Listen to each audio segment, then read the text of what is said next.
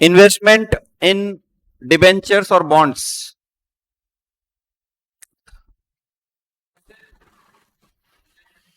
हाँ, अभी कुछ आया नहीं डेट वगैरह।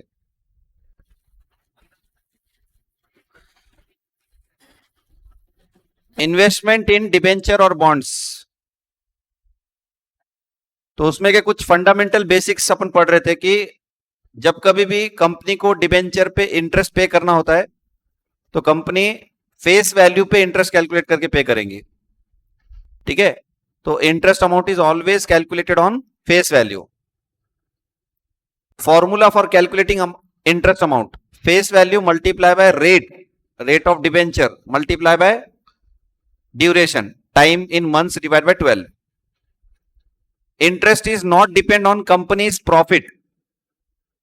ठीक है, मतलब अगर कोई पर्सन ने डिबेंचर में इन्वेस्टमेंट किया तो कंपनी को प्रॉफिट हुआ तो कंपनी इंटरेस्ट देंगी, और कंपनी को प्रॉफिट नहीं हुआ तो इंटरेस्ट नहीं देंगे। तो ऐसा डिबेंचर के केस में नहीं रहता। Debenture holders are the creditor of the company, they are outsiders, so interest bound to pay by the company. ठीक है, तो जो भी डिबेंचर होल्डर रहते हैं उनको इंटरेस्ट मिलता ही मिलता है, confirm whether company is in profit और loss. It is charge against profit. उसके बाद अपन ने देखा था इंटरेस्ट कहां से कहां तक का कंपनी पे करेंगी, कौन से डेट से कौन से डेट तक का। तो interest is always calculated from the last due date to the current due date. Last time कब इंटरेस्ट दिए थे और करंट में ड्यू डेट जो भी है उस डेट के बीच में के गैप का इंटरेस्ट पेमेंट होगा। ठीक है, उसके बाद in case of debentures due dates of interest payment is pre decided by the issuing company. जो भी इशुइंग कंपनी है वो डिबेंचर का इंटरेस्ट प्री डिसाइडेड ऑलरेडी रहता वो, तो उसके हिसाब से पे करते। Generally it is half yearly और sometime it is yearly. Generally वो इंटरेस्ट पेमेंट हाफ ईयरली रहता है या तो कभी कभी ईयरली भी रहता। Interest is always paid by company to interest is always paid by company on the due date basis. No debenture holder और investor can demand interest amount before the due dates. तो company debenture का interest जो है वो due date के basis पे ही पे करता है। ठीक है, डिबेंचर होल्डर जब चाहे जब इंटरेस्ट कंपनी को मांग नहीं सकते। कंपनी ने बोल दिया कि हम ये साल में ये 2 बार इंटरेस्ट पेमेंट करेंगे 6 महीने को, तो उसी ड्यू डेट पे ही पेमेंट कंपनी इंटरेस्ट पेमेंट करेंगे। ठीक है, उसके बाद नेक्स्ट पॉइंट था company will pay interest to debenture holders from the last due date to the current due date. Payment of interest will be to current due date debenture holders. इसका meaning ये है कि debenture तुम कितने बार भी purchase, मतलब जैसा अभी मान लो मार्केट में डिबेंचर जो है ए ने बी को दिया, बी ने सी को दिया, सी ने डी को दे दिया, तो ऐसे 6 महीने का जो गैप है, मतलब लास्ट टाइम कंपनी ने इंटरेस्ट दिया था मान लो 1 जनवरी को और 30 जून को अब कंपनी इंटरेस्ट देने वाली है, तो इन 2 डेट के बीच में कितने बार भी डिबेंचर एक दूसरे को सेल होने दो, बाइंग सेलिंग करने दो। आखिरी में 30 जून को जिसके पास डिबेंचर रहेगा ना उसी को कंपनी इंटरेस्ट देंगे 6 महीने का। 6 महीने का इंटरेस्ट उसी को मिलेगा जिसका 30 जून के पास जिसके पास डिबेंचर रहेंगे ऑन द ड्यू डेट। ठीक है, तो एक्चुअली देखेंगे लॉजिकली तो इंटरेस्ट कंपनी ने क्या करना चाहिए, ए को जितना ड्यूरेशन ए के पास था उतना देना चाहिए, बी को जितना बी के पास था उतना देना चाहिए, लेकिन ये सब कॉम्प्लिकेशन कंपनी ने रखती। कंपनी क्या बोलती कि भाई हम 30 जून को जिसके पास डिबेंचर रहेंगे उसको पे कर देंगे। ठीक है, उसके बाद में नेक्स्ट पॉइंट था अपना परचेज और sale of debenture in open market. Purchase और sale of debenture in open market. देखो कंपनी तो एक बार डिबेंचर इशू कर देती, उस टाइम पे जो भी जिनको भी लेना है वो अप्लाई करके ले लेते, लेकिन बाद में सडनली अगर किसी को पैसे की जरूरत है, मान लो बी ने डिबेंचर परचेज किया कंपनी से और बी को लग रहा कि अब मुझे पैसे की जरूरत है और वो चाहे तो मार्केट में सेल कर सकता हो डिबेंचर। ठीक है, और उसके कोई स्पेसिफिकली ऐसा डेट नहीं है, भाई कंपनी के इंटरेस्ट पेमेंट डेट डिसाइडेड है, लेकिन अगर कंपनी के जो डिबेंचर होल्डर्स है उनको अगर पैसे की जरूरत है तो वो कभी भी सेल कर सकते मार्केट के अंदर। डिबेंचर जो है ना जब चाहे जब तुम सेल कर सकते। समझो तुमको लगा कि यार 15 तारीख को मुझे पैसे की जरूरत है, तो 15 तारीख को तुम सेल करके वो डिबेंचर का कन्वर्ट कर सकते पैसे में। लेने मतलब बायर एंड सेलर मार्केट में ओपन रहेंगे, ओपन मार्केट में बायर एंड सेलिंग रहेंगे, उसमें कंपनी में कोई एंट्री नहीं होती उसकी। कंपनी ने तो एक बार इशू किया तब एंट्री कर दिया, अब डिबेंचर इंटरेस्ट पेमेंट करेगा तब एंट्री करेगा। मार्केट में लोग बाय कर रहे हैं, सेल कर रहे हैं एक दूसरे को डिबेंचर्स का, उसकी कोई एंट्री कंपनी नहीं करता। कंपनी वो एंट्रीज नहीं करते बैठेगा, क्योंकि ऐसा तो मार्केट में डेली बाइंग एंड सेलिंग होती है डिबेंचर्स की, जिनको बेचना है वो बेचते हैं, जिनको खरीदना है खरीदते। तो कंपनी वो सब एंट्रीज नहीं करते बैठेगा, ठीक है। वो जो भी खरीदने वाला है, बेचने वाला है, वो एंट्री करेंगे, ठीक है। कंपनी तो खाली डिबेंचर इशू करने की एंट्री और बाद में इंटरेस्ट पेमेंट की एंट्री, और लास्ट में जब भी 5 साल हो जाएंगे, 10 साल हो जाएंगे, ड्यूरेशन जितना भी रहेगा डिबेंचर का, उसके बाद जब रिडीम करेंगे ना उस टाइम की एंट्री, तो कंपनी उतने एंट्री करेगा। ए ने बी को दिया, बी ने सी को दिया, सी ने डी को दिया, ये एंट्रीज कंपनी नहीं करते, कंपनी को उससे कोई लेना देना नहीं है। अभी तुम देखो मार्केट में आज शेयर मार्केट के अंदर मान लो डेली कितने अमाउंट का तो बाइंग एंड सेलिंग होते रहता है रेगुलरली, तो वो क्या कंपनी थोड़ी ना एंट्री करते करते कि ये शेयर किसके पास गए, अब ये शेयर किसके पास गए, क्योंकि डेली बाय सेल डेली हो रहा है, हर घंटे को हो रहा, हर मिनट को हो रहा सेल और बाय, तो उससे कंपनी एंट्री नहीं करते बैठे।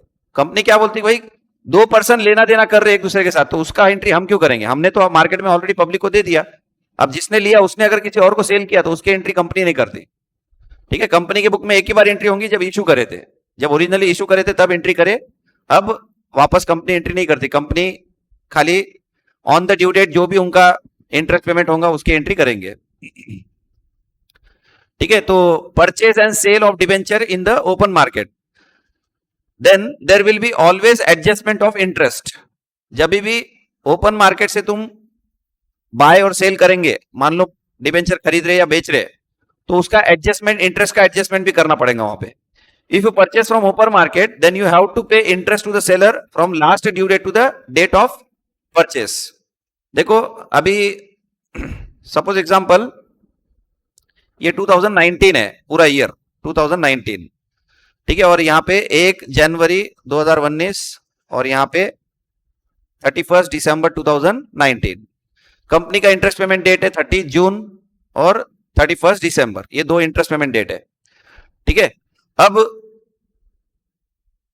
1 जनवरी 2019 को ए ने कंपनी से डिबेंचर परचेस किया, कितने डिबेंचर, 10,000 के, 10,000 के फेस वैल्यू, ठीक है, और 12% डिबेंचर का रेट है, 12%।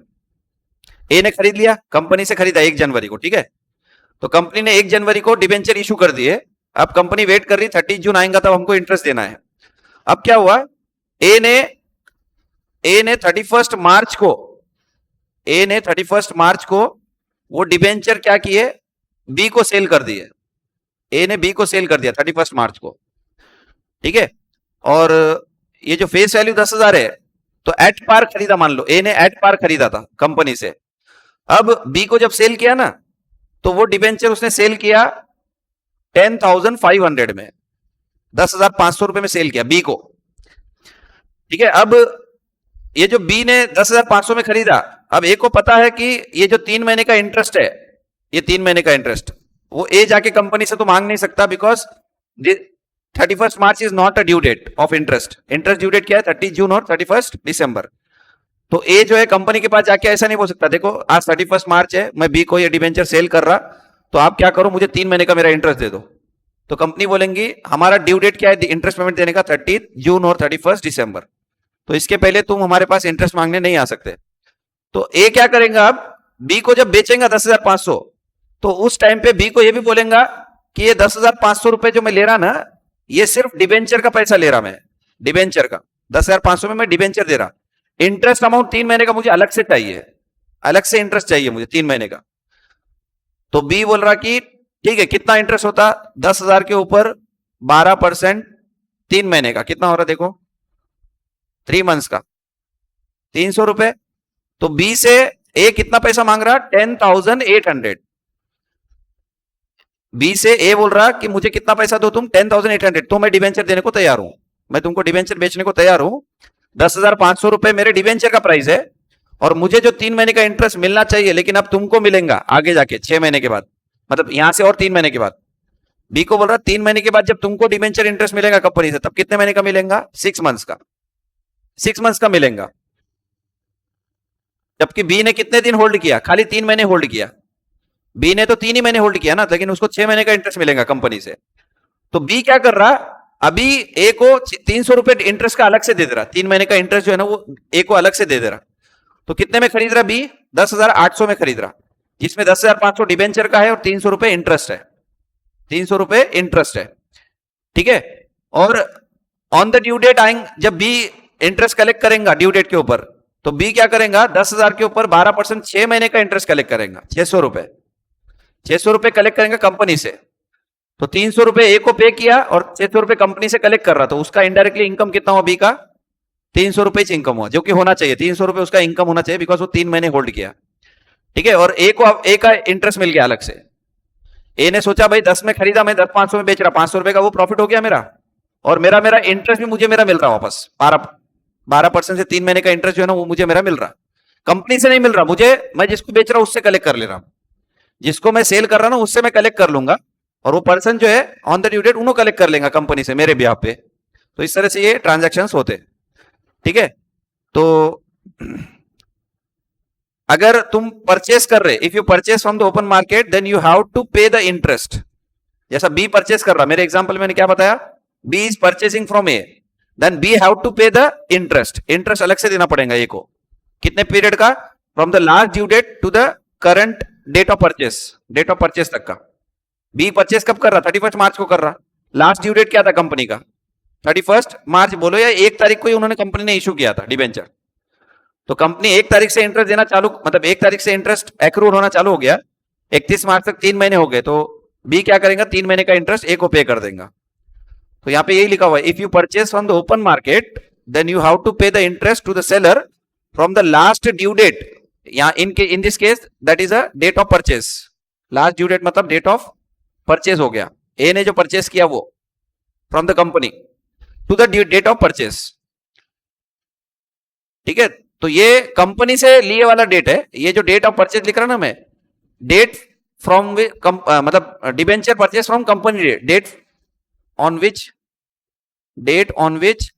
Debenture purchase from company, debenture purchased from company. तो यहां पे लास्ट ड्यू डेट का मतलब जिस दिन कंपनी ने डिबेंचर ए को दिया वहां से इंटरेस्ट कहां तक मिलेगा? 30 जून तक। लेकिन क्योंकि बीच में डेट ऑफ परचेज आ गया, तो 1 जनवरी से 31 मार्च तक का इंटरेस्ट कंपनी सॉरी वो जो बी है परचेजर को देना पड़ेगा। किसको? सेलर को। सेलर कौन है? ए। तो ए ने बी को बेचा ना डिबेंचर, तो B will pay interest for 3 months to A along with debenture price. Debenture price के अलावा इंटरेस्ट भी देगा।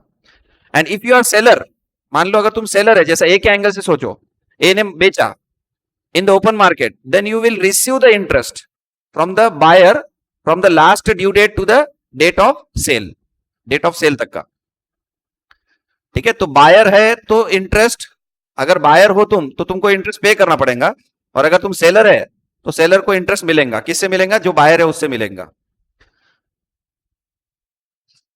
If you have purchased or sold debenture in the open market on the due date or next day of the due date, अब अगर मान लो ये जो ए ने बी को माल मतलब डिबेंचर बेचे है, वो 31 मार्च को नहीं 30 जून को बेचा, या 1 जुलाई को बेचा, 1 जुलाई को, एक 1 जुलाई या 30 जून को बेचा, तो ये केस में क्या होगा? ए ने बी को डिबेंचर बेचे, लेकिन कब बेचे? On the due date, due date के दिन या ड्यू डेट के अगले दिन। तो उस केस में इंटरेस्ट का कोई प्रॉब्लम ही नहीं आएगा, क्योंकि जो प्राइस डिसाइड होगा वो ऑलवेज प्राइस जो रहेगा वो डिबेंचर का रहेगा, क्योंकि इंटरेस्ट जो है वो तो ए ले लेगा पहले कंपनी से। जैसा 30 जून को कंपनी से ए क्या करेगा? इंटरेस्ट कलेक्ट कर लेगा, और फिर बी को बोलेगा कि अभी मेरे को ये डिबेंचर बेचना है, लेंगे क्या? और सामने वाले ने बोला 10,500 रुपए में लेने को तैयार है, अपने 10,500 में बेच दिए। इंटरेस्ट का क्वेश्चन नहीं है, क्योंकि ए पहले इंटरेस्ट कलेक्ट करेगा कंपनी से, फिर डिबेंचर बेचेगा, ठीक है। या 1 जुलाई की बात करेंगे, 1 जुलाई की, तो 1 जुलाई को बेचे, तो लास्ट टाइम इंटरेस्ट किसने लिया था? कंपनी का। कंपनी से किसने लिया? ए ने लिया 30 जून को, और फिर 1 जुलाई को बी को बेच रहा, तो एक दिन का क्या इंटरेस्ट रहेगा? 30 जून को इंटरेस्ट लिया, एक दिन पहले तो कंपनी से इंटरेस्ट ले लिया ना। अब बी बोल रहा कि मुझे मतलब ए बोल रहा कि मुझे इंटरेस्ट भी दो, बी को बोल रहा, तो बी बोल रहा कि मैं कहां से इंटरेस्ट दूं? अभी एक दिन पहले तो तुमने कंपनी से इंटरेस्ट ले लिया, तो अब 1 जुलाई है, आज 1 जुलाई को तो तुम मुझे बेच रहे, तो एक दिन का इंटरेस्ट एक्रूड इग्नोर कर सकते हैं, मतलब एक दिन का वहां पे ट्रांजैक्शन 1 जुलाई को हो रहा ना। तो अगर तुम्हारा ड्यू डेट के डेट पे ट्रांजैक्शन होता है, मतलब ड्यू डेट जो है इंटरेस्ट पेमेंट ड्यू डेट, उस डेट पे ही अगर तुम बाइंग एंड सेलिंग करते हो तो उसके अंदर इंटरेस्ट एलिमेंट नहीं रहता, फिर उसके अंदर इंटरेस्ट एलिमेंट नहीं रहेगा। ठीक है, तो ये पॉइंट है यहाँ पे। इफ यू हैव परचेज और sold debenture in the open market on the due date और next date of the due date, no interest is payable और रिसीवेबल। जो तुम्हारा प्राइस डिसाइड होगा ना वही तुम्हारा फाइनल प्राइस रहेगा।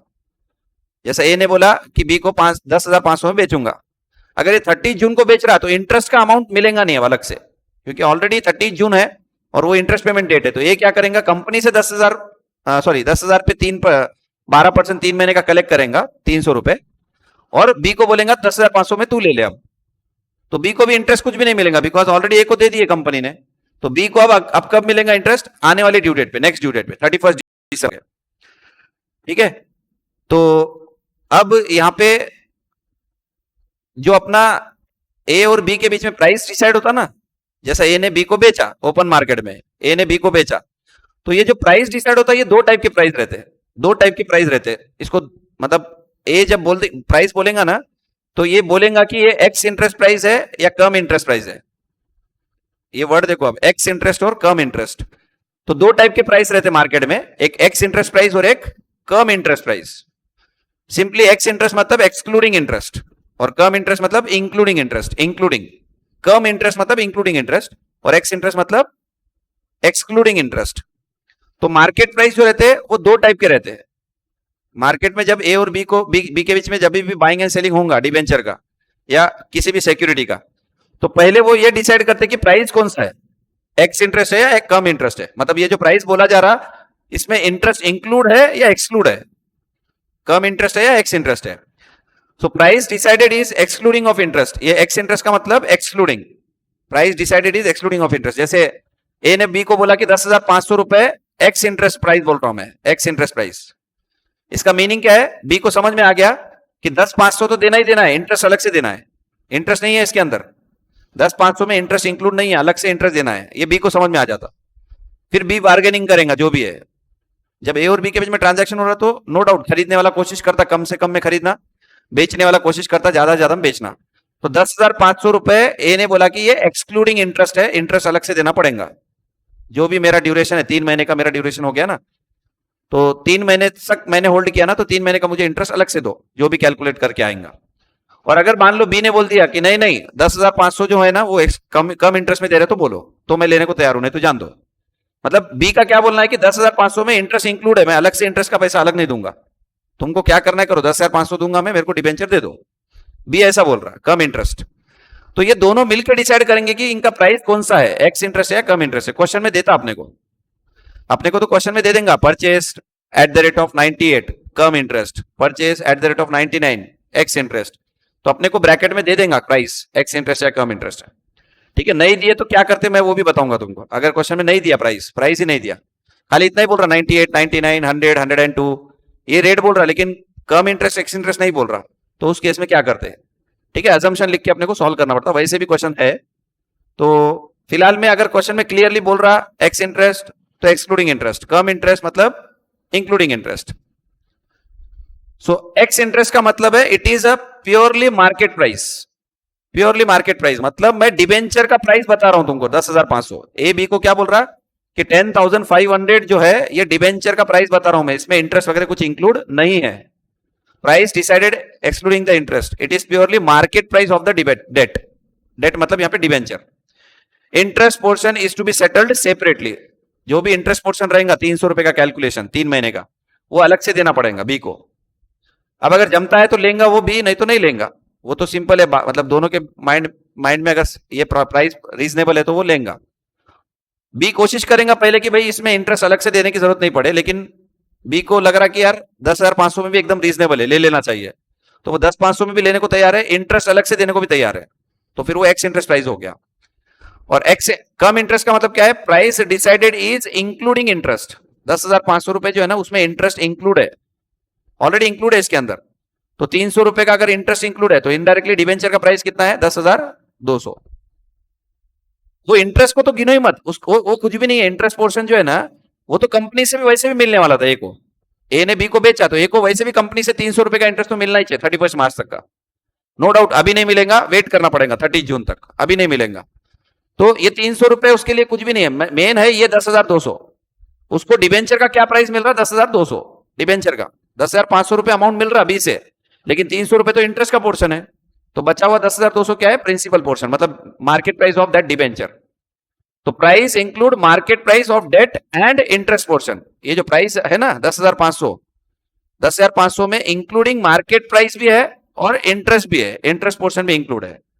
क्योंकि प्राइस कौन सा डिसाइड हुआ? कम इंटरेस्ट प्राइस, कम इंटरेस्ट प्राइस। ठीक है, चलो अभी मैं कुछ एग्जांपल बोलता हूं, उसका आंसर बोलो फिर। मान लो एक्स ने वाई को डिबेंचर सेल किया, ठीक है, डिबेंचर 100 रुपीज का एक डिबेंचर है, 100 रुपीज का फेस वैल्यू, और 50 डिबेंचर सेल किया, 50 क्वांटिटी, तो मतलब कितना फेस वैल्यू हो गया? 5,000, 5,000 का फेस वैल्यू है, ठीक है। और प्राइस डिसाइड हुआ एट द रेट ऑफ 104, मतलब एक डिबेंचर का रेट 104, और वो भी एक्स इंटरेस्ट, एक्स इंटरेस्ट मतलब इसमें इंटरेस्ट अलग से मिलेगा। 104 रुपए तो डिबेंचर का वैल्यू है, इंटरेस्ट अलग से मिलेगा, ठीक है। अब ये जो एक्स ने वाई को दिया ना, वो दिया उसने 1 मई को। ध्यान से सुनो, क्वेश्चन में इंफॉर्मेशन बहुत सारी है, उसको ध्यान में रखते हुए करना है तुमको। 1 मई को उसने, एक्स ने क्या किया? वाई को डिबेंचर सेल किया 1 मई को, और कंपनी का इंटरेस्ट पेमेंट डेट है 30 जून और 31 दिसंबर। ये कंपनी के इंटरेस्ट पेमेंट डेट है।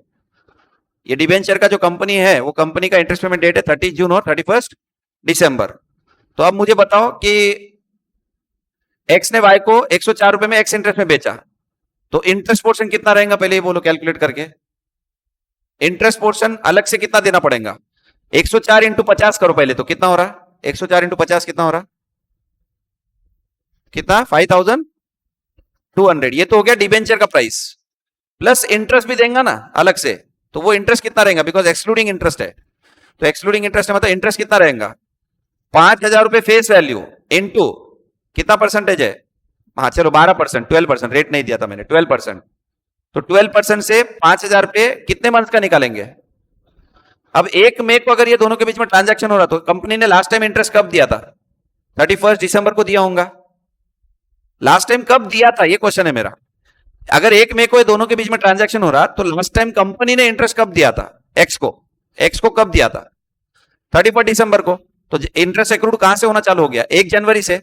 तो 1 जनवरी से 1 मई कितना मंथ हो रहा? 1 जनवरी से 1 मई 4 मंथ्स, तो 4/12, 5,000 पे 12%, 4/12 कितना आ रहा? कितना? 200। तो ये 5,200 रुपए प्लस इंटरेस्ट मिला लो 200 रुपए, तो मतलब why have to pay 5,400 to X, and on 1 May he will purchase the debenture 50 debenture from the X। Y को 5,400 रुपए पूरा देना पड़ेगा, 5,400, जिसमें 5,200 रुपए डिबेंचर का अमाउंट है और 200 रुपए इंटरेस्ट का अमाउंट है। ये इंटरेस्ट का अमाउंट वाई को बाद में मिलने वाला है। वाई के लिए ना तो खर्चा है ना तो इनकम है। अभी अपने को क्या लग रहा है? वाई पे कर रहा, तो मतलब वाई के लिए वो 200 रुपए क्या है? खर्चा होगा ना, ये 200 रुपए इंटरेस्ट का खर्चा नहीं है, बाद में कंपनी से कलेक्ट करेंगे ना वो, तब वो क्रेडिट हो जाएगा। अभी डेबिट कर लेंगे इंटरेस्ट, तो ये 200 रुपए वाई के लिए कुछ भी नहीं है, ना तो इनकम है ना तो एक्सपेंस है, कुछ भी नहीं है। इवन तो वो पे कर रहा, later he have to collect from the company, बाद में कंपनी से कलेक्ट कर लेंगे। हाँ, उसके लिए डिबेंचर का कॉस्ट कितना है बोलेंगे तो 5,200 है। वाई के लिए डिबेंचर का कॉस्ट कितना है? 5,200, 5,200। चलो अगर मैं इसको यहां पे कम इंटरेस्ट कर दूं, तो कम इंटरेस्ट मतलब एक्स ने वाई को बोला कि भाई 104 रुपए में इंटरेस्ट के साथ है, वो अलग से इंटरेस्ट मत दे मेरे को, इंटरेस्ट अलग से मत दे मेरे को, इंक्लूडिंग इंटरेस्ट है वो 104 रुपए। तो in that case 5,200 is a debenture. Debenture नहीं है ये, एक्चुअली ये टोटल प्राइस है, डिबेंचर प्लस इंटरेस्ट।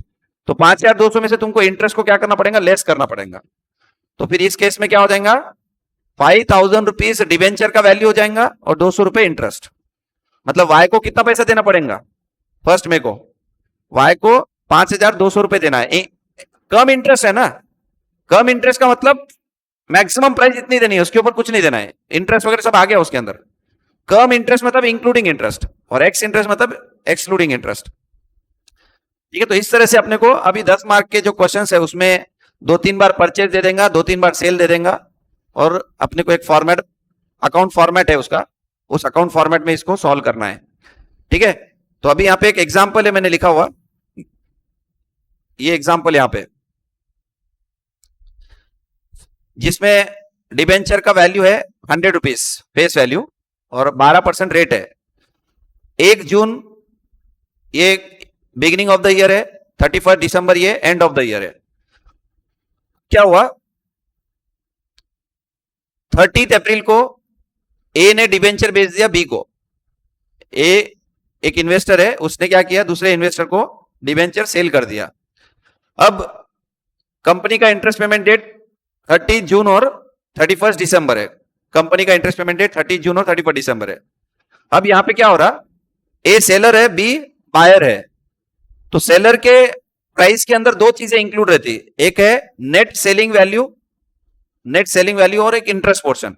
और बायर के इसमें दो चीजें इंक्लूड रहती है, एक कॉस्ट और एक इंटरेस्ट पोर्शन। मतलब दोनों के प्राइस के अंदर एक चीज इंक्लूड कॉमन रहती है, वो है इंटरेस्ट। एक जन इंटरेस्ट मांग रहा, दूसरा जन इंटरेस्ट दे रहा। ठीक है, तो सेलर के अपने को प्राइस को दो पार्ट में डिवाइड करना है। सेलर को जो भी पैसा मिलेगा ना, उसको दो पार्ट में डिवाइड करो। सेलर को पैसा मिलेगा, बायर पैसे देगा, तो सेलर के प्राइस को दो पार्ट में डिवाइड करो, एक नेट सेलिंग वैल्यू और दूसरा इंटरेस्ट। और बायर के प्राइस को दो पार्ट में डिवाइड करो, cost of the debenture plus interest. मतलब दोनों मिला के इंक्लूड वो प्राइस रहेगा, कॉस्ट ऑफ द डिबेंचर और इंटरेस्ट। ठीक है, और फॉर एग्जाम्पल बाय करते वक्त 2 रुपए का खर्चा है, सेल करते वक्त भी 2 रुपए का एक्सपेंस है। डिबेंचर किसी को बाय करना है तो 2 रुपए का एक्सपेंस करना पड़ता, 100 रुपीज के ऊपर 2 रुपए एक्सपेंसेस। 100 रुपीज का डिबेंचर है ना, तो 2 रुपए का खर्चा बाइंग के टाइम पे भी है और सेलिंग के टाइम पे भी है। तो अब देखो नीचे क्या कर रहे हैं अपन यहाँ पे, बायर के एंगल से मान लो एक्स इंटरेस्ट प्राइस है, एक्स इंटरेस्ट प्राइस है 110 रुपए है, 110 रुपए प्राइस डिसाइड हुआ, 110 रुपए प्राइस डिसाइड हुआ ए और बी के बीच में, ए और बी के बीच में 110 रुपए प्राइस डिसाइड हुआ। ठीक है, अब ए ने बी को बेचा 110 में और वो एक्स इंटरेस्ट प्राइस है। ए ने बी को बेचा और बोला कि ये प्राइस जो है ना 110 एक्स इंटरेस्ट है, इंटरेस्ट इंक्लूड नहीं, इंटरेस्ट अलग से इंक्लूड अलग देना पड़ेगा। तो मार्केट प्राइस कितना हो गया 110, एक्सपेंसेस 2 रुपए। अब बायर के लिए एक्सपेंस क्या रहता बोलो मुझे, अगर कोई बाय कर रहा तो इधर 110 देना पड़ रहा और 2 रुपए खर्चा भी करना पड़ रहा, 2 रुपए का एक्सपेंसेस भी है खरीदते वक्त। ठीक है, ये एक्सपेंसेस भी अभी कैसा रहता, स्टैंप ड्यूटी चार्जेस, वो चार्जेस, मतलब कुछ एक्सपेंसेस रहते खरीदते वक्त। जब तुम डिबेंचर बाय कर रहे ना तो तुमको कुछ एक्सपेंसेस करने पड़ सकते हैं। अब क्वेश्चन में दिया तो ठीक है, नहीं दिया तो कोई प्रॉब्लम नहीं है। तो बाय करते वक्त एक्सपेंसेस कॉस्ट का पार्ट बन जाता। जब कोई चीज तुम बाय कर रहे तो 110 रुपए में खरीद रहे और इधर 2 रुपए उसके ऊपर खर्चा भी करना पड़ रहा, तो तुम्हारे लिए कॉस्ट कितना हो जाता है 112 रुपीज। 110 उसको दिए, किसको, बी को, 110 बी को दिए, या ए ने बी को बेचा, मतलब ए को मिला 110 रुपए।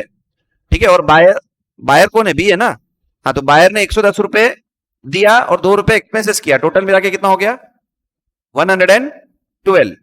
और एक्सक्लूडिंग इंटरेस्ट है ये, एक्सक्लूडिंग इंटरेस्ट। तो इंटरेस्ट कैलकुलेट कैसे करेंगे, 100 रुपीज का debenture into 12% into 4 months, 4 months का कितना हो रहा देखो, 4 रुपीज होगा क्या ये, हाँ, तो 4 रुपीज का इंटरेस्ट। तो सिंपली टोटल मिला के बी को कितना पैसा देना पड़ेगा, 112 प्लस 4 रुपीज, 116 रुपीज देना पड़ेगा, 116 रुपए देना पड़ेगा अगर वो एक्स इंटरेस्ट प्राइस डिसाइड होता है तो। मान लो ए और बी के बीच में जो प्राइस डिसाइड हुआ ना वो एक्स इंटरेस्ट है और वो 110 रुपए डिसाइड हुआ। अब 2 रुपए का खर्चा मैंने कॉमन बता दिया, बायर के लिए 2 रुपए खर्चा, सेलर के लिए भी 2 रुपए खर्चा, मतलब सेल करने वाला जो है वो भी 2 रुपए देगा और बाय करने वाला भी 2 रुपए देगा। तो अभी बायर के एंगल से अगर मैं बात करूं, बायर के एंगल से प्राइस एक्स इंटरेस्ट है, मतलब 110 रुपए तो देना ही है, 2 रुपए का खर्चा करना है, तो पूरा मिला के 112 हो गया। 112 रुपए में डिबेंचर खरीद रहे और एक्स इंटरेस्ट होने की वजह से इंटरेस्ट अलग से देना पड़ रहा सामने वाले को, क्योंकि एक्स इंटरेस्ट है तो इंटरेस्ट अलग से देना पड़ रहा। टोटल मिला के कितना हो गया 116। अगर यही प्राइस कम इंटरेस्ट रहा तो 110 रुपए, कम इंटरेस्ट मतलब इंटरेस्ट इंक्लूड करके, तो 110 रुपए बी को देंगे अपन, 110 रुपए जो है वो बायर जो है देगा सेलर को 110 रुपए, उसमें इंटरेस्ट इंक्लूड है, कम इंटरेस्ट, तो इंटरेस्ट इंक्लूड है मतलब 4 रुपए लेस कर दो।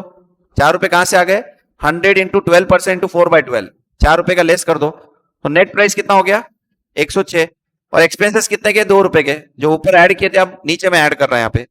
तो इसके लिए परचेज बायर के लिए कॉस्ट क्या बन जाएगा, 108 रुपए, 108 रुपए कॉस्ट बन जाएगा।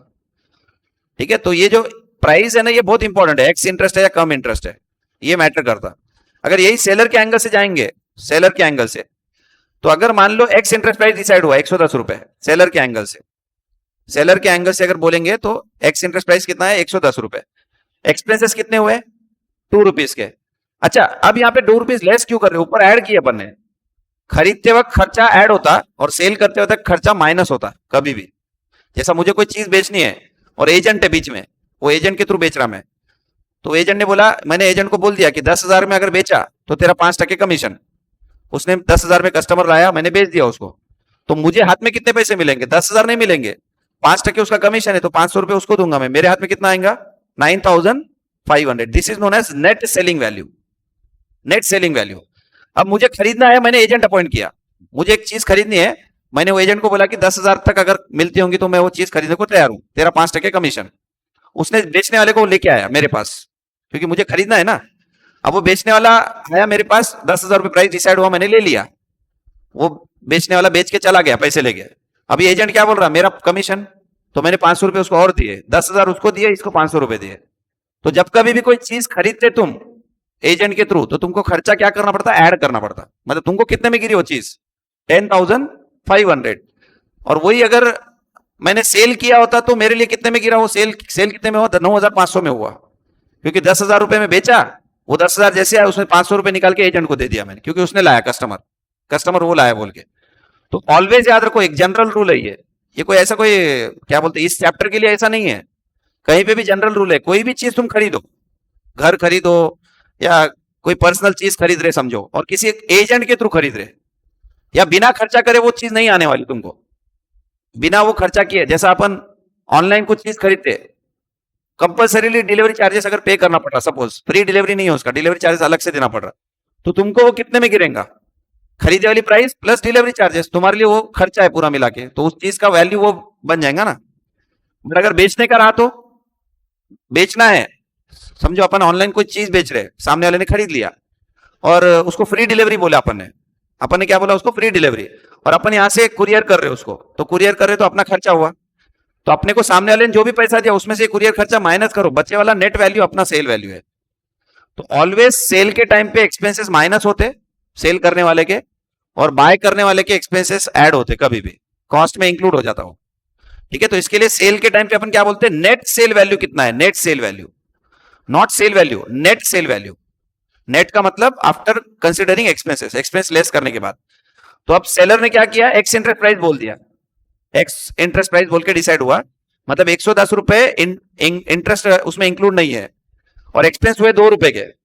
मैंने बोला ना, बायर और सेलर दोनों के ऐसा अज्यूम करो कि 2 रुपए का खर्चा है, बाय करने वाला का 2 रुपए खर्चा अलग है, सेल करने वाले का 2 रुपए का खर्चा अलग है। तो ये 2 रुपए का खर्चा सेलर के लिए क्या हो जाएगा, 110 में से लेस कर देंगे, तो नेट सेलिंग प्राइस कितना हो जाएगा, 108 रुपए। मतलब उसने 108 में बेचा डिबेंचर को, और 4 रुपए इंटरेस्ट के अलग से, 4 रुपए इंटरेस्ट के जो रहेंगे ना, वो अलग से मिलेंगे सेलर को, ये अलग से लेंगे वो, क्योंकि उसने पहले ही बोला कि जो प्राइस डिसाइड हो रहा ना वो एक्स इंटरेस्ट प्राइस है, तो 4 रुपए अलग से मांगेंगे अपन बायर को, बायर को बोलेंगे भाई 110 में इंटरेस्ट इंक्लूड नहीं है, पहली बात। और फिर अपने को माइंड में मालूम है कि 110 से लेंगे, 2 रुपए का खर्चा तो होने वाला ही है, एजेंट को देना है, तो 2 रुपए माइनस कर दो तो 108 रुपए अपने को बचेंगे, और इंटरेस्ट का अपन अलग से लेंगे, तो इंटरेस्ट का अमाउंट अलग से उससे कलेक्ट करेंगे 4 रुपए का। ठीक है, तो टोटल मिला के उसको कितना आ जाएगा, 112, 112 रुपए। अब मान लो यही सेलर के लिए ये कम इंटरेस्ट है, ये जो प्राइस है ना ये कम इंटरेस्ट है, इंटरेस्ट इंक्लूड है इसके अंदर। तो सबसे पहले 110 में से इंटरेस्ट माइनस करो, 106, उसमें से 2 रुपए का एक्सपेंस माइनस करो, 2 रुपए का एक्सपेंस कॉमन है, तो 106 माइनस 2 करेंगे तो कितना आ गया, नेट सेलिंग वैल्यू 104, 104। ठीक है, अब अपने को यहां पे देखना है सबसे main, journal entries. Journal entries क्या होंगे, जर्नल एंट्रीज क्या होंगे।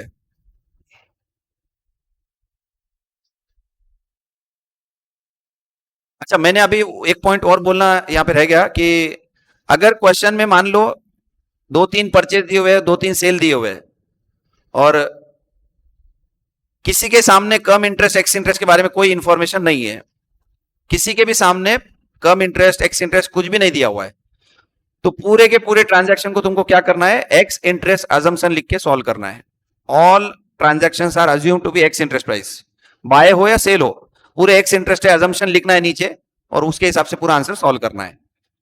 अब मान लो क्वेश्चन ऐसा है जिसमें दो ट्रांजैक्शन को उसने बोल दिया एक्स इंटरेस्ट और बाकी के बारे में कुछ नहीं बोला, चारों के बारे में।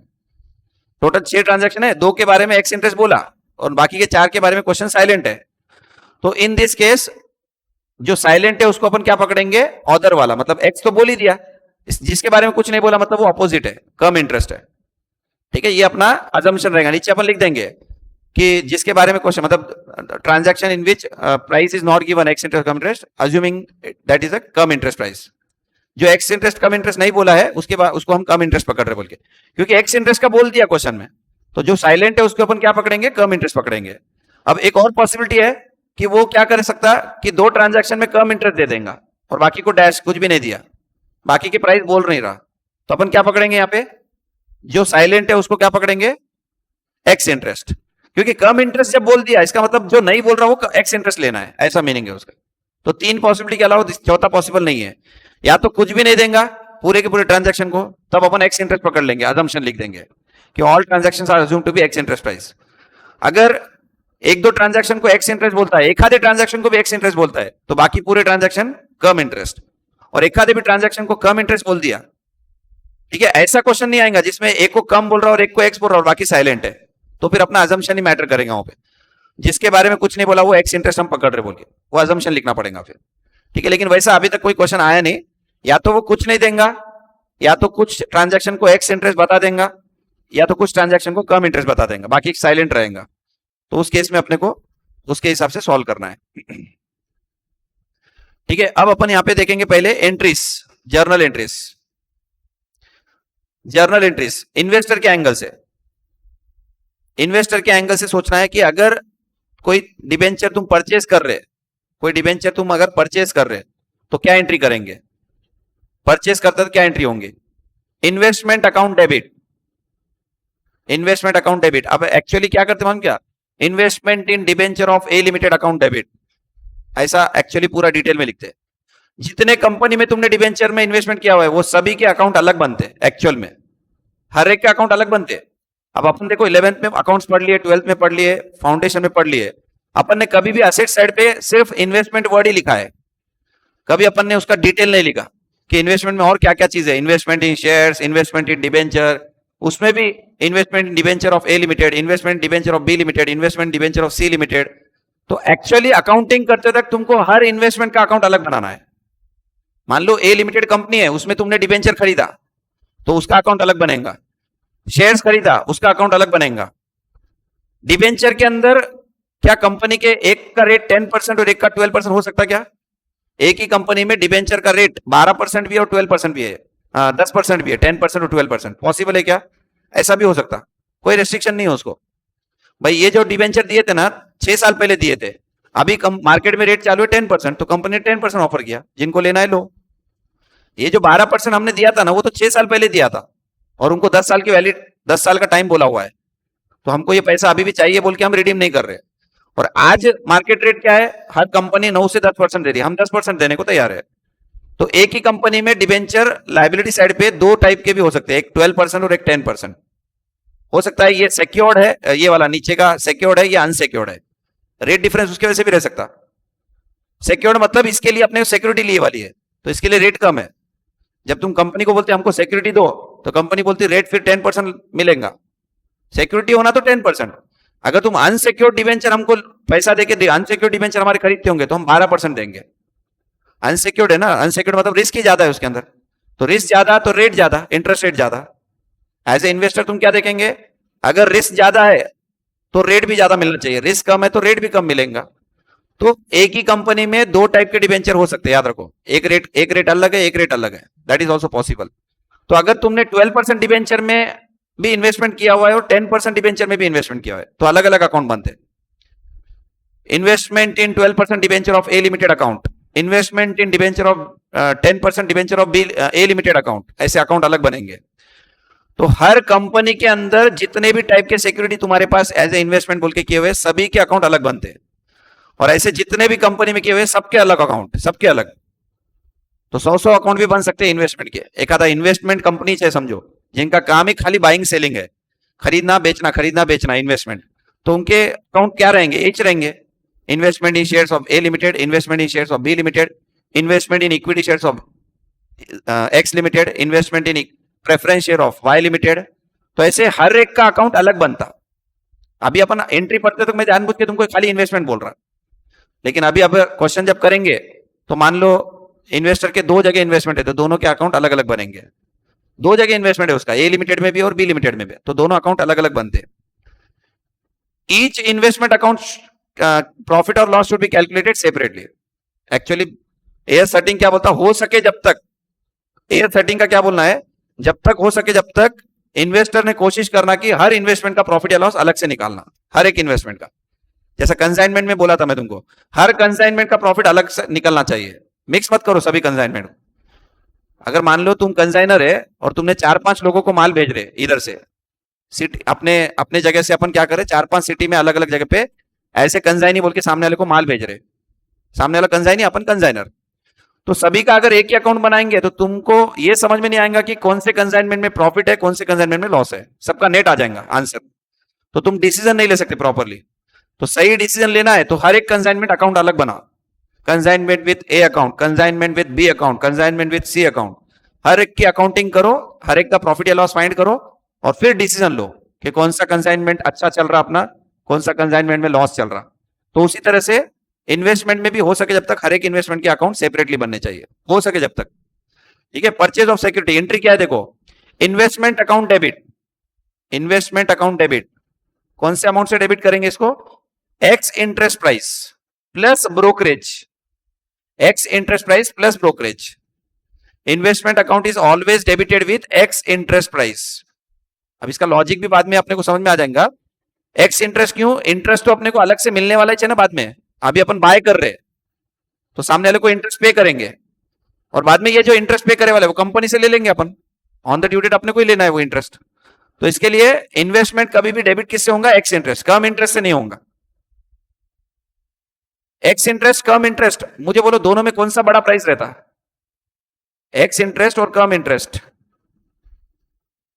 नाम में समझ में आ रहा है, एक्स मतलब एक्सक्लूडिंग इंटरेस्ट। तो अगर किसी चीज में एक्सक्लूडिंग इंटरेस्ट है तो वो कभी भी छोटा ही रहेगा ना। Cum interest is always always higher than the ex interest price, और it can be equal to, it can be equal to, but it can never be less than the cum interest price. Ex interest जो है कभी भी क्या करेंगे, कभी भी है ना, कम इंटरेस्ट से ज्यादा नहीं हो सकता, ज्यादा पॉसिबल ही नहीं, इक्वल हो सकता। इक्वल कब मालूम क्या, ऑन द ड्यू डेट 30 जून जो मेरा एग्जांपल था, उस दिन एक्स इंटरेस्ट कम इंटरेस्ट दोनों सेम ही है, दोनों सेम ही प्राइस रहते, एक्स इंटरेस्ट हो या कम इंटरेस्ट हो, क्योंकि इंटरेस्ट एलिमेंट रहता ही नहीं उसके अंदर। ठीक है, लेकिन बाकी टाइम पे, ड्यू डेट का टाइम छोड़ के बाकी टाइम पे cum interest price is always higher than the ex interest price, because नाम ही कम इंटरेस्ट है। कम इंटरेस्ट मतलब इंक्लूडिंग इंटरेस्ट और एक्स इंटरेस्ट मतलब एक्सक्लूडिंग इंटरेस्ट। तो किसी चीज को तुम इंक्लूड करके देखेंगे तो प्राइस कभी भी ज्यादा ही रहने वाला है। तो investment account debit, interest on investment account debit, interest on investment debit हो रहा। देखो इन्वेस्टमेंट पे इंटरेस्ट इनकम रहती है एक्चुअल में, कभी भी इंटरेस्ट, इन्वेस्टमेंट कर रहे हैं अपन इन्वेस्टर है तो मैं इन्वेस्टमेंट कर रहा तो मुझे इन्वेस्टमेंट पे इनकम होना चाहिए ना, तो मैं इंटरेस्ट को डेबिट कर रहा है, यहाँ पे इंटरेस्ट डेबिट कर रहा है यहाँ पे मैं। तो ये डेबिट करने के पीछे रीजन क्या है भाई, 4 महीने का इंटरेस्ट तुम सामने वाले को दे रहे अभी, और आगे जाके जब 6 महीने का इंटरेस्ट कलेक्ट करेंगे, bank account debit to interest on investment, तो ऑटोमेटिकली 6 महीने का क्रेडिट, 4 महीने का डेबिट, नेट अमाउंट तुम्हारा 2 महीने का इनकम हो जाएगा। तो इसकी वजह से इंटरेस्ट ऑन इन्वेस्टमेंट डेबिट कौन सा, आज जो अपन सेलर को पे कर रहे हैं, अपन बाय कर रहे, तो अपन क्या करेंगे, अपने प्राइस को 2 पार्ट में डिवाइड करेंगे, एक कॉस्ट ऑफ द इन्वेस्टमेंट और एक इंटरेस्ट पोर्शन। तो कॉस्ट ऑफ द इन्वेस्टमेंट मतलब ये यहां डेबिट होगा, इन्वेस्टमेंट अकाउंट डेबिट, और इंटरेस्ट पोर्शन अलग से डेबिट होगा, interest on investment account debit, interest on investment account debit to bank account. Normally अपन क्या करते बोलो मुझे, अगर इन्वेस्टमेंट कर रहे अपन किसी चीज में तो एंट्री क्या करते, investment account debit to cash oblique bank. Normally investment की एंट्री यही होती क्या, नॉर्मली एंट्री यही करते हैं अपन, 11th में भी देखे, 12th में भी देखे और फाउंडेशन में भी देखे। कभी भी किसी भी चीज में इन्वेस्टमेंट करेंगे तो investment debit to cash oblique bank. Investment is an asset, land खरीद लो, बिल्डिंग खरीद लो, या कोई और शेयर्स डिबेंचर खरीदो, इन्वेस्टमेंट है, इन्वेस्टमेंट इज एन एसेट, तो investment account debit to bank. अब मैं जो एंट्री बता रहा हूं उसमें चेंज क्या है, इन्वेस्टमेंट डेबिट कर रही मैं खाली एक एडिशनल पॉइंट लेके आ रहा है, interest on investment account debit. अब यहाँ पे इंटरेस्ट ऑन इन्वेस्टमेंट डेबिट करने के पीछे रीजन क्या है वो भी समझना पड़ेगा, नहीं तो कंफ्यूज क्या होगा, सर अपन इन्वेस्टमेंट कर रहे तो इंटरेस्ट डेबिट कैसे हो रहा है? इंटरेस्ट डेबिट होने का कोई लॉजिक ही नहीं है। इन्वेस्टमेंट जब बोलते हैं तो इंटरेस्ट क्रेडिट होना चाहिए, इनकम है अपनी इन्वेस्टमेंट, इंटरेस्ट अपनी इन्वेस्टमेंट के ऊपर इंटरेस्ट क्या रहता, इनकम, तो interest should always be credited. But at the time of purchase we are paying 4 month interest to the seller, and after 2 months on the due date we are collecting 6 month interest on the company, or while collecting we will pass an entry bank account debit to interest on investment, interest on investment। तो जब मैं 6 महीने की जब ये entry करूंगा, 600 रुपए पकड़ लो एग्जांपल, 600 रुपीज, तो 600 रुपए का जब मैं ये एंट्री करूंगा 600, और अभी मैंने अगर इंटरेस्ट ऑन इन्वेस्टमेंट 400 रुपए से डेबिट करा, इन्वेस्टमेंट अकाउंट डेबिट और interest on investment account debit to cash oblique bank, ये एंट्री किया मैंने, तो 400 रुपए डेबिट और 600 रुपए क्रेडिट, ऑटोमेटिकली 2 महीने का 200 रुपए का इनकम अपना रिकॉर्ड हो जाता। ठीक है, इनकम अकाउंट कभी डेबिट नहीं होता, ये गलत है, इनकम अकाउंट डेबिट भी होता है। ये देखो ना, इनकम डेबिट कर रहे हैं अपन, इनकम अकाउंट इसलिए डेबिट कर रहे बिकॉज इनकम अपन पे कर रहे, इनकम पे कर रहे और बाद में कलेक्ट करेंगे। Once we are paying the income to the seller and later we will collecting from the company, company से कलेक्ट करेंगे। तो इसके लिए अपनी एंट्री है investment account debit, investment account debit, always कौन सा price, ex interest price, ex interest price पे रहेगा ऑलवेज। ठीक है, वो प्लस ब्रोकरेज वगैरह, वो ब्रोकरेज का पॉइंट आएगा जब देखेंगे अपन, एक्सपेंसेस ऐड होते बाय के टाइम पे, ये बाय परचेज की एंट्री है, ये परचेज ऑफ इन्वेस्टमेंट की एंट्री है, investment account debit, interest on investment account debit, interest on investment account debit, interest on investment account debit to bank account. अपन कैश कभी नहीं लिखेंगे।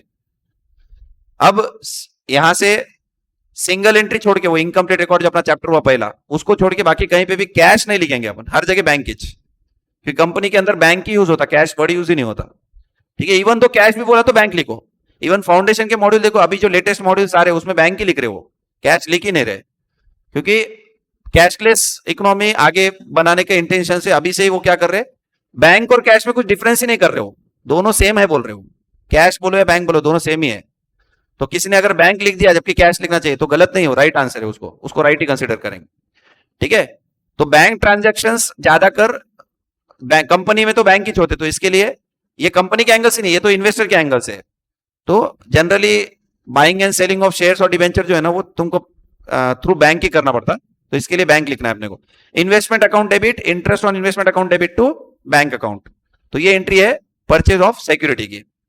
चलो उसके बाद सेल ऑफ सिक्योरिटी, अगर अपन सिक्योरिटी सेल कर रहे, सिक्योरिटी मतलब यहां पे डिवेंचर बोलो, बॉन्ड्स जो भी रहेगा, तो सेल ऑफ डिवेंचर या सेल ऑफ बॉन्ड्स क्या एंट्री होंगे, जब अपन सेल कर रहे तो पैसा अपने पास आएगा, तो बैंक अकाउंट डेबिट, सबसे पहले तो बैंक अकाउंट डेबिट, पैसा आने वाला है, bank account debit, always cum interest price, bank account debit is always cum interest price, buy करो या सेल करो, बैंक कभी भी डेबिट हो या क्रेडिट हो कम इंटरेस्ट के साथ ही होगा, including interest.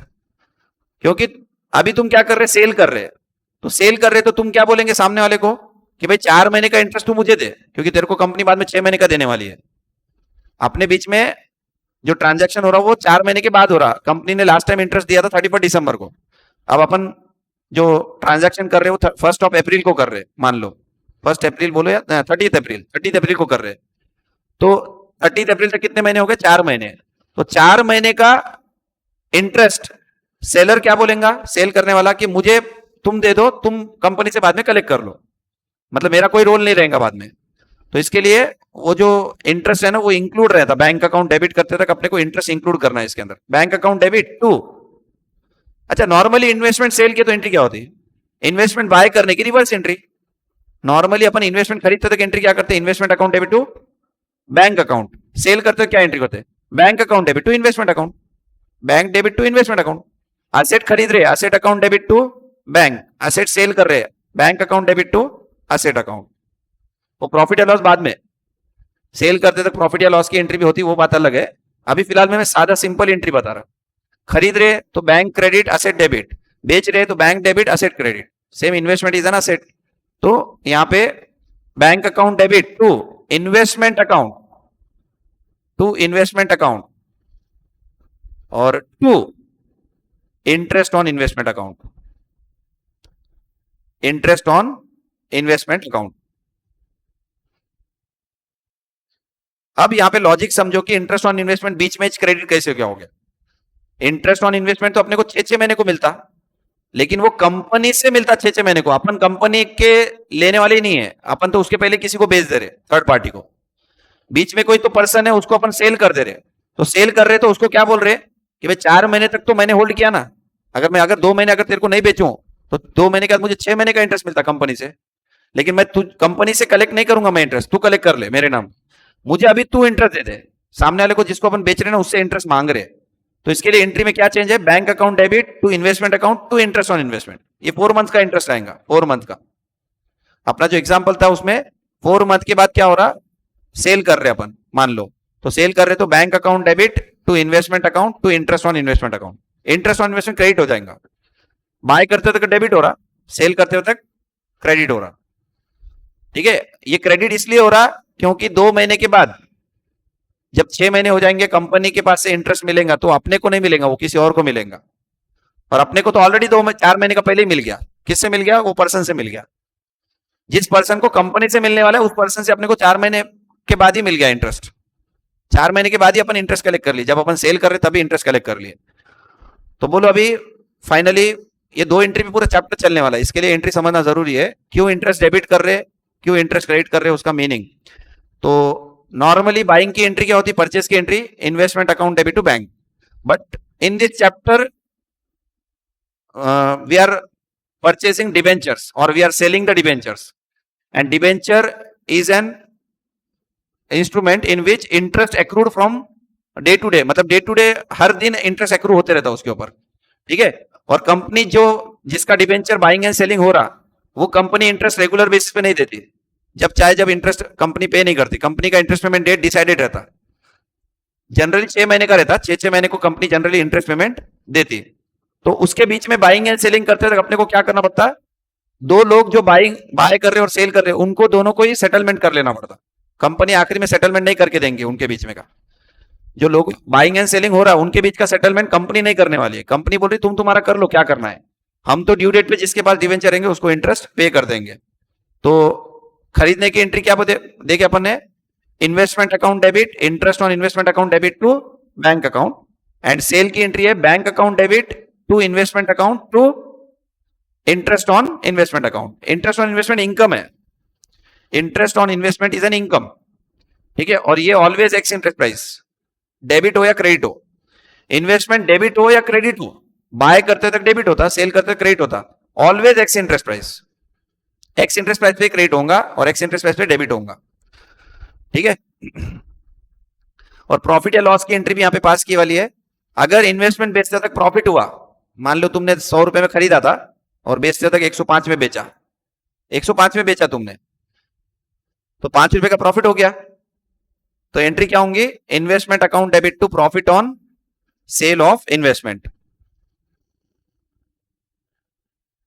Investment account debit to profit on sale of investment. Check कर लो, ये देखो ये इन्वेस्टमेंट अकाउंट है, ये इन्वेस्टमेंट अकाउंट है जिसमें तुमने खरीदते तक 100 रुपए में खरीदा, तो cash oblique bank, cash oblique bank investment account में। और जब बेच रहे तुम तो कितने में बेचे, 105 में बेचा, 105 में, तो 5 रुपए का प्रॉफिट है। ये 5 रुपए का प्रॉफिट कहां जाएगा, to profit on sale of investment, या पी एंड एल बोल सकते, profit on sale of investment बोलो या पी एंड एल अकाउंट। ठीक है, तो P and L generally end of the year में वर्ड यूज करते हैं, तो इसके लिए profit on sale of investment. तो एंट्री क्या हो रही है, investment account debit to profit on sale of investment, ये एंट्री प्रॉफिट की। और लॉस की, 100 में खरीदे और पता चला कि मार्केट में रेट डाउन होने वाले बाद में, तो अपन ने क्या किया, 98 में सेल कर दिया, 98 में सेल कर दिया। 100 का खरीदा हुआ है, 100 का खरीदे और 98 में सेल कर दिया। कभी कभी डिसीजन लेना पड़ता, लॉस हो रहा बोल के नहीं बेचेंगे तो नहीं चलेगा। इन्वेस्टर को क्या है, डिसीजन लेना पड़ता। उसने 100 में खरीदा, सोचा कि भाई 105 110 जाएंगा तब बेच दूंगा, लेकिन मार्केट में रेट डाउन होना चालू हो गया और उसको सुनने में आया कि ये 95 तक जा सकता, 94 95 तक जा सकता। तो उसने क्या सोचा, अभी 98 है ना, अभी निकाल दो, थोड़ा वेट करेंगे फिर और खरीद लेंगे वापस 95 94 पे। तो लॉस में भी सेल कर सकते हैं, ऐसा कुछ नहीं कि लॉस में सेल नहीं होता। एज ए इन्वेस्टर कभी कभी लॉस में भी अपने को सेल करना पड़ता। लॉस बढ़ाने से अच्छा है लॉस कम है तभी सेल कर दो, ताकि लॉस को रिड्यूस कर सके। तो reduction in loss is also profit. तुम लॉस को कम कर रहे मतलब भी वो प्रॉफिट ही हो गया एक तरह से। तो लॉस की एंट्री क्या है, loss on sale of investment account debit to investment account. तो बस इतने एंट्री पे पूरा चैप्टर चलने वाला है। ब्रोकरेज बाय करते तक, ऐड करते, सेल करते तक, लेस करते, वो सब अपन बाद में और भी आएगा, तब नीचे दिए वाले पॉइंट्स ये। ब्रोकरेज क्या करना है, बाइंग के टाइम पे ऐड करते हैं, सेलिंग के टाइम पे लेस करते हैं, किस पे कैलकुलेट करना है। मान लो ब्रोकरेज बोल दिया उसने 2%, 2% ब्रोकरेज बोल दिया, तो 2% किस पे कैलकुलेट करेंगे, एक्स इंटरेस्ट प्राइस पे करेंगे या कम इंटरेस्ट पे करेंगे। तो ये सब प्रैक्टिकल क्वेश्चन में जब आएंगे तब अपन डिस्कस करेंगे। नाउ इसका फॉर्मेट क्या है, जो अपन फॉर्मेट बनाने वाले वो क्या है, फॉर्मेट। फॉर्मेट देखो इसका क्या है, ऊपर हेडिंग रहेगा इन्वेस्टमेंट अकाउंट सबसे ऊपर, और जैसे अपन ने टाइप 2 के इंश्योरेंस क्लेम के क्वेश्चन में डिटेल लिखे थे, ऊपर कुछ इंफॉर्मेशन डिटेल लिखे थे ना, इंश्योर्ड, इंश्योरर, इंडेमनिटी पीरियड वगैरह, वो सब डिटेल लिखे थे। वो यहां पे तुमको क्या करना है, थोड़ा डिटेल यहां पे भी लिखना है। डिटेल के अंदर क्या लिखना है, बुक्स ऑफ, किसका, इन्वेस्टर का नाम लिखना है, जो भी इन्वेस्टर रहेगा उसका नाम दिया तो वो नाम लिखना है।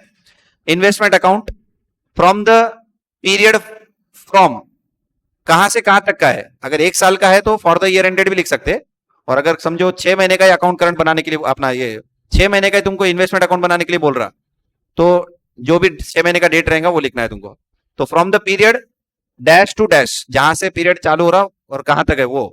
सिक्योरिटी क्या है, मतलब कौन से सिक्योरिटी में तुमने इन्वेस्टमेंट किया हुआ है, डिबेंचर में किया हुआ है या बॉन्ड्स में किया हुआ है या किसी और चीज में, तो सिक्योरिटी का नाम लिखना है तुमको। ठीक है, इंटरेस्ट ड्यू डेट्स लिखने हैं, जो भी है क्वेश्चन में दिए वाले इंटरेस्ट ड्यू डेट कौन से वो लिखना है तुमको ऊपर। ये सब इंफॉर्मेशन है ऊपर जो लिख रहे हैं अपन। और लास्ट में फेस वैल्यू। फेस वैल्यू अगर क्वेश्चन साइलेंट है तो फेस वैल्यू अपन अज्यूम करेंगे प्राइस के हिसाब से। मतलब जनरली अगर क्वेश्चन साइलेंट है और 99, 98, 102, ये अगर ये रेंज दे रहा तो समझ जाना 100 रुपीज फेस वैल्यू अज्यूम करना पड़ेगा। मान लो अगर 9 रुपए, 11 रुपए, 10.5 रुपए, 9.5 रुपए, ये रेंज में अगर दे रहा तो 10 रुपए का फेस वैल्यू पकड़ना है। क्योंकि मैंने बता दिया डिवेंचर का रेट जो है ऐसा नहीं होता 100 रुपए का फेस वैल्यू 10 रुपए में मार्केट में मिल रहा है, ऐसा नहीं होता। मतलब डिवेंचर जो है ना वो फेस वैल्यू से बहुत ज्यादा वैरी नहीं करता, उसका प्राइस मार्केट प्राइस उसके नजदीक ही रहता, 5% ऊपर नीचे, दैट इज ओनली पॉसिबिलिटी। तो अपने को कुछ कुछ क्वेश्चन में नहीं दिया फेस वैल्यू क्या है, तो अपन अजम्पशन लिख देंगे, assuming that 100 rupees is face value, या 10 rupees is face value, 1000 rupees, कभी कभी 998, 102, 101 ऐसे भी देता, तो 1000 रुपीज फेस वैल्यू पकड़ लेना होगा। ठीक है, फॉर्मेट देख लो एक बार, अकाउंट का फॉर्मेट है ये, बट नंबर ऑफ कॉलम्स थोड़े बड़े ज्यादा है इसके अंदर। जनरली अकाउंट में अपन 4 कॉलम्स डेबिट साइड पे, 4 कॉलम्स क्रेडिट साइड पे बनाते, तो ऐसा कुछ अकाउंट करंट में भी बनाते थे अपन। अकाउंट करंट के अंदर date, particulars, face value, face value, ठीक है। ये नंबर कॉलम ऑप्शनल है, नहीं भी बनाए तो भी चलता, मॉड्यूल के अंदर तुम देखेंगे नंबर कॉलम नहीं दिखेगा तुमको किसी भी क्वेश्चन में। फेस वैल्यू आ गया, बस हो गया, फेस वैल्यू से अपने को काम है मेन, क्योंकि इंटरेस्ट कैलकुलेशन कभी भी इसके ऊपर होने वाला है। जब भी अपन इंटरेस्ट का कैलकुलेशन करेंगे it is on face value. तो ये नंबर कॉलम अपन नहीं बनाएंगे, किसी भी क्वेश्चन में नंबर कॉलम नहीं बनाए तो भी चलेगा, क्योंकि नंबर कॉलम का इतना कुछ रोल नहीं होता। तो फेस वैल्यू, अमाउंट, इंटरेस्ट, मतलब अपने को कितने कॉलम बनाने, date, date, particulars, face value, amount, interest. Debit side पे 5 columns, same column credit side पे 5 columns, date, particulars, face value, amount और interest. What amount column indicates, amount column indicates it is an investment account. Amount column जो है ना वो तुम्हारा investment account है actual में। जैसा अपन कैश बुक बोल के हेडिंग लिखते, कैश कॉलम कैश अकाउंट है और बैंक कॉलम बैंक अकाउंट है, ऊपर हेडिंग कैश बुक लिखते हैं अपन, उसके हेडिंग में कैश बुक लिखते हैं, लेकिन एक्चुअली क्या है, 2 कॉलम है वहां पे, कैश और बैंक। तो कैश कॉलम जो है वो कैश अकाउंट का काम कर रहा, बैंक कॉलम बैंक अकाउंट का काम कर रहा। वैसे ही यहां पे भी क्या है, ये जो अमाउंट बोल के लिखा हुआ है अपने, simple amount, it is an investment account actually. जो हेडिंग है ना इन्वेस्टमेंट अकाउंट बोल के, वो ये कॉलम जो है रिफ्लेक्ट करें बताएंगा। और इंटरेस्ट जो है वो इंटरेस्ट अकाउंट की वजह से काम करेगा, इंटरेस्ट अकाउंट। मतलब ये फॉर्मेट के अंदर दो कॉलम जो मेन है, वो दोनों कॉलम दो अकाउंट है एक्चुअल में, बट हेडिंग अपन इन्वेस्टमेंट अकाउंट ही लिखते हैं। हेडिंग में क्या लिखना है, इन्वेस्टमेंट अकाउंट, लेकिन वो दो अकाउंट का काम कर रहे हैं, इंटरेस्ट अकाउंट का भी काम कर रहे हैं, इंटरेस्ट अकाउंट और इन्वेस्टमेंट अकाउंट, इन्वेस्टमेंट अकाउंट का भी काम कर रहे हैं। ठीक है, हर ट्रांजैक्शन जब एंट्री करेंगे अपन, उसके बाद एक लाइन ब्लैंक छोड़ेंगे, हर एक ट्रांजैक्शन के बाद एक लाइन ब्लैंक छोड़ना है। ठीक है, कैलकुलेशन वगैरह सब लिखने के बाद बोल रहा मैं। मान लो कोई क्रेडिट पे ट्रांजैक्शन जा रहा अपना, सेल का, बाय बैंक, ब्रैकेट में नीचे अंदर कैलकुलेशन करेंगे अपन, जो भी रहेगा 60,000 इंटू 10% इंटू 4/12, जो भी कैलकुलेशन रहेगा वो यहाँ पे नीचे लिखना है। ठीक है, उसके बाद एक लाइन ब्लैंक छोड़ना है तुमको, हर ट्रांजैक्शन का एक लाइन ब्लैंक छोड़ेंगे तो थोड़ा सिस्टमेटिक अच्छे से दिखेगा वो। और 10 कॉलम्स का फॉर्मेट रहेगा ये, 10 कॉलम्स।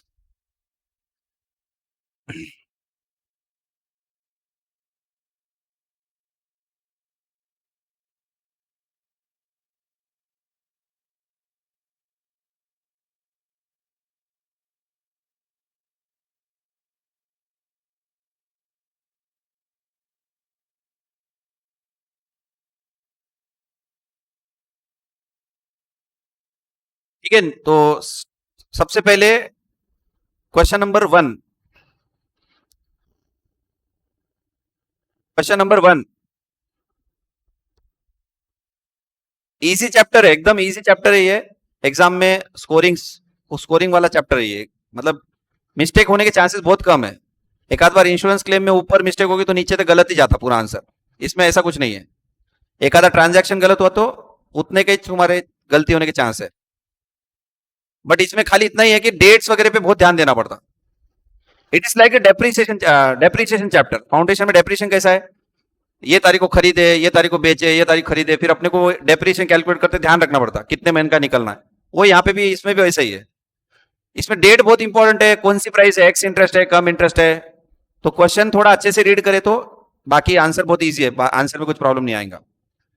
क्वेश्चन नंबर 1, देखो क्वेश्चन किस तरह से आते हैं। ऑन 1 अप्रैल 2018, 1 अप्रैल 2018, हाँ, नहीं समझ में आ रहा क्या बोल रहे।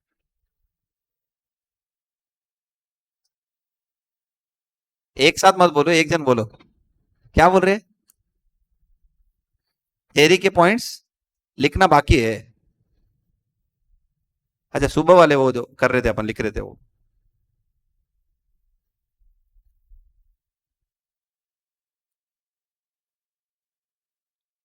कहां तक हो गया था,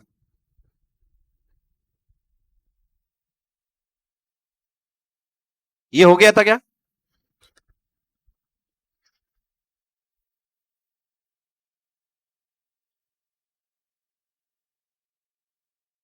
ये हुआ था क्या, half yearly and sometime yearly. ठीक है, लिखो ये फटाफट फिर।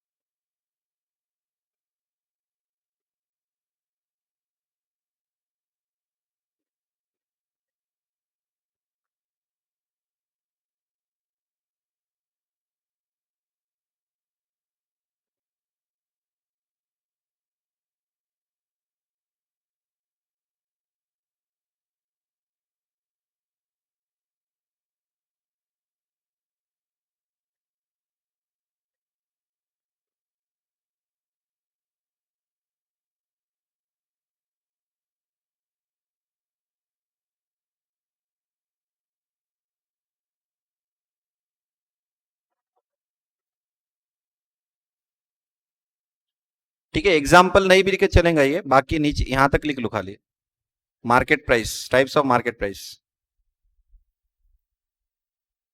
क्योंकि वो जो एग्जाम्पल है वो अभी हर क्वेश्चन में वही करना है अपने को, तो वो एक्स इंटरेस्ट का समझ में आ जाएगा।